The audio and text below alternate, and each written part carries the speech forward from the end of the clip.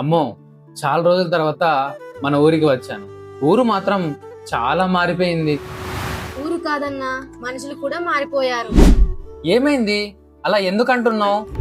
మన ఊరిలో ఒక పేద రైతుకు జరిగిన అన్యాయం వింటే నీకే కోపం వస్తుంది. అంత పెద్ద విషయం ఏమిటి?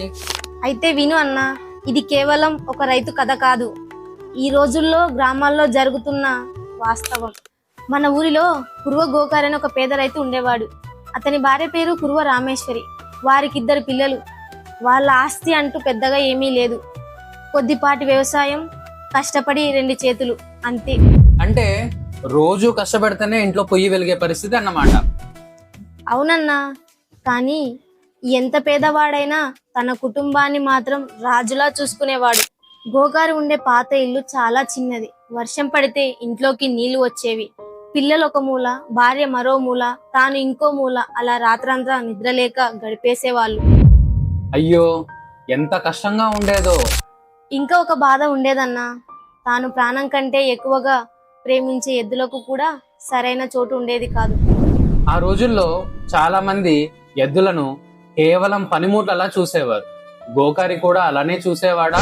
లేదన్నా, ఆ ఎద్దులను తన కుటుంబ సభ్యుల్లానే చూసుకునేవాడు. రాత్రైతే ఇంట్లో కట్టేసేవాడు. ఉదయం లేచిన వెంటనే ముందు వాటికి మేత పెట్టి తరువాత పని చేసుకునేవాడు. వాటికి ఏ చిన్న ఇబ్బంది వచ్చినా తన పిల్లలకు వచ్చినట్టే బాధపడేవాడు.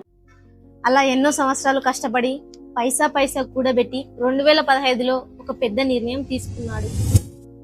ఏంటి ఆ నిర్ణయం?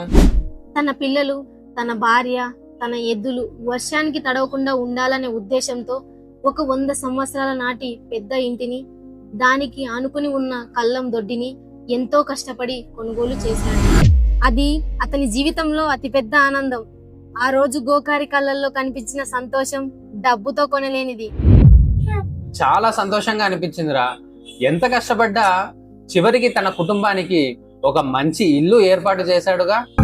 అవునన్నా, గోకారి కూడా అలానే అనుకున్నాడు. ఇక నా పిల్లలకు కష్టం ఉండదు, నా ఎద్దులు సురక్షితంగా ఉంటాయి అని ఎంతో సంతోషపడ్డాడు. కానీ ఆ ఇంటిని కొనడమే తన జీవితాన్ని పూర్తిగా మార్చేస్తుందని తనకు అప్పటికి తెలియదు. ఏం జరిగింది చెల్లి? అదే అసలు కథన్నా. ఆ కథను తరువాత భాగంలో చెప్తా.